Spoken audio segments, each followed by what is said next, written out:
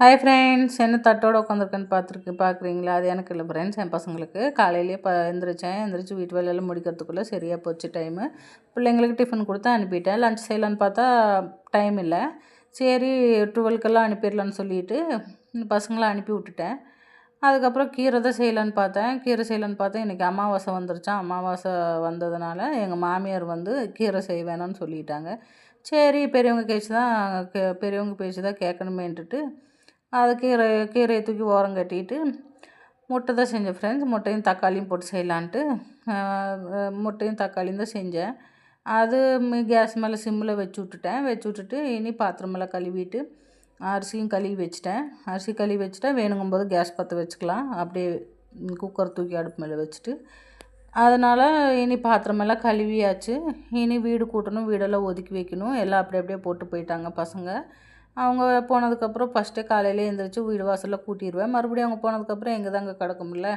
இனி அதில் எடுத்து வச்சுட்டு இருந்தேன். டப்பு நிறைய துணி தான் இருக்குது. நேற்று துவைச்ச துணி இன்னும் மடிக்கவே இல்லை, அதையும் மடித்து வைக்கணும்.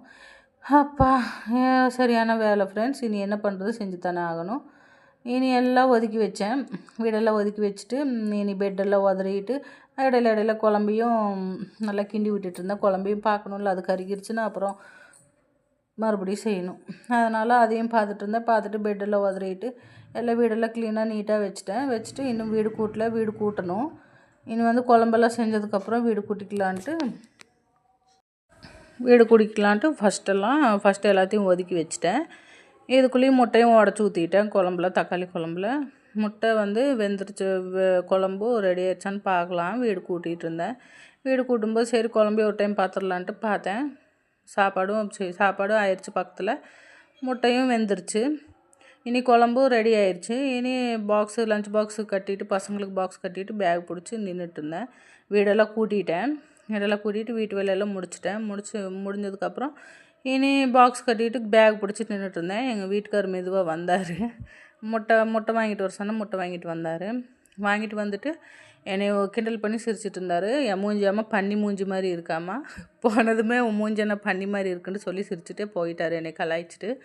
அதுக்கப்புறம் முட்டை வேக வைக்கிறது ஆம்லேட் போடுறதான்னு கேட்டால் முட்டை வேக வைன்னு சொல்லிட்டு போயிட்டார்.